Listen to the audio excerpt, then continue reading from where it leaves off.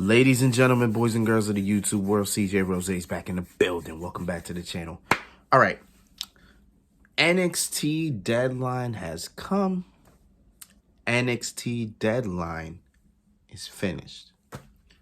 It was a couple hours ago, probably 6-7 hours ago at the time I'm talking.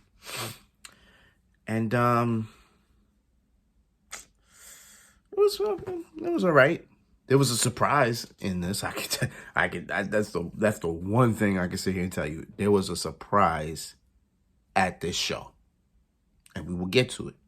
But other than that, pretty self-explanatory, pretty straightforward. Probably the only difference for me is that the winners I had for the Iron Survivor challenges were not them. So that's what we're going to have to get into right now. Okay, so, excuse me, let's do it. All right, so the match to start off the night was the Women's Iron Survivor Challenge. It was Kiana James, Cora Jade, Roxanne Perez, Indy Hartwell, and Zoe Starks. So, the rules of this match go like this. I thought I gave a good explanation of them on my prediction video, but I didn't. So they explained it as so. So two people will start the match, and it will be a one-on-one match for 5 minutes. Within those 5 minutes, another person will come. So for 15 minutes, we're pretty much just going to have the ring filling up with them, pretty much. So the match is pretty much whoever gets the most falls wins. Now, if you get a pin, you get a point.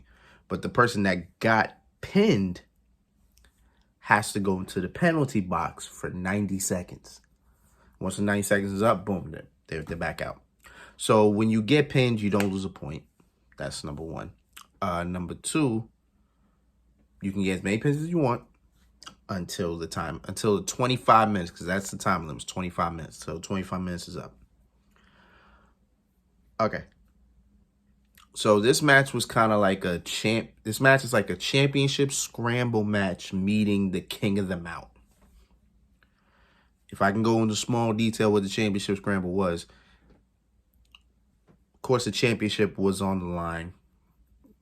And the same format, two people start, and within, I don't know if it was 25 minutes or so, but I know there was a certain amount of time. But within that time, whoever had the champion, whoever was the current champion at the time, once the time was up, walked out champion. That's pretty much how that went. So that was the championship scramble. The King of the Mountain match is a whole different thing. You had to actually get a pinfall to even be eligible to climb the ladder and grab the title. But that's where the penalty box thing comes from.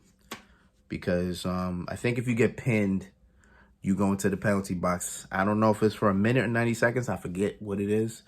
But yeah, that's pretty much where the penalty box thing came from. So boom, it was championship scramble versus King of the Mountain match. All right, cool.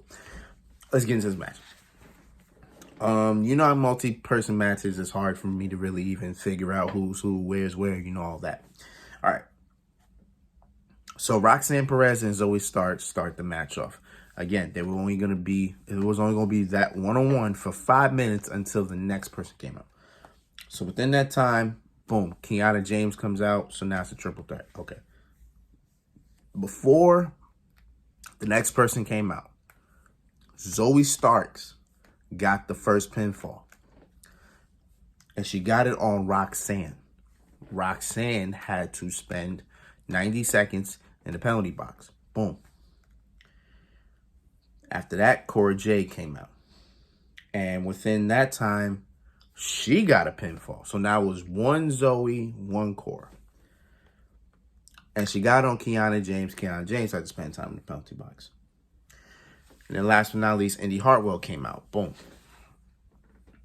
And within the time, Indy Hartwell got a pinfall. Roxanne Perez had to be in the penalty box. So Roxanne was in it twice. And then once she got out, she was able to get a pinfall on Zoe, and Zoe spent time in the penalty box.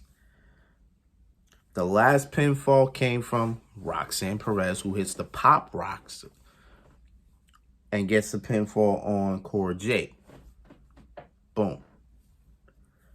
And that's pretty much how this match was. This pretty much how this match is. It was 25 minutes of just non-stop pinfalls, running away. It wasn't that crazy. It was a pretty okay match for what it was worth. It was a pretty okay match. Would I want to see it again? I mean, sure, why not? I mean, again, it was a pretty good match, pretty cool match. But Roxanne Perez gets the win. So I believe it was, as I said, it was a Roxanne with 2 pinfalls, Zoe with 1, and Cora with 1, and Indy Hartwell with 1. Kiana James had none. I didn't fully understand why Kiana James was in this match to begin with. That still, to me, is like, wow, why? But yeah, Kiana James didn't get no pinfalls. Cora Jade, I'm just going to be honest, Cora Jade didn't look like Cora Jade. I thought that was a whole different person. I thought Indy would win this. Indy seemed more...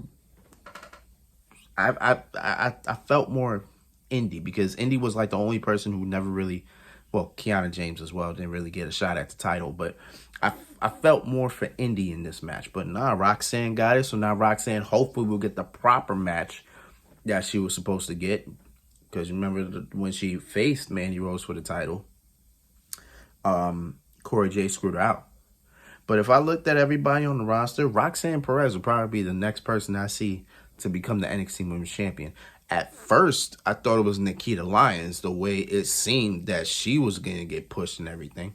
But I think that was more Vince McMahon based. I think it was more Vince McMahon of just how Nikita Lyons posed herself and how everybody kind of getting likened to her. Everybody was like, you know, Vince was like, yeah, I want to push her. I want to push her, pal. Push her. Nah, bro. Nah. Shawn Michaels running things, and he feels Roxanne should get it. So I guess see Roxanne, Mandy Rose. Probably at NXT Vengeance Day. I thought it'd be Stand Delivery, but it might be NXT Vengeance Day. You know, I'm cool with it regardless. We'll see what happens. Yeah, that's about it. All right, next match. Let's get it.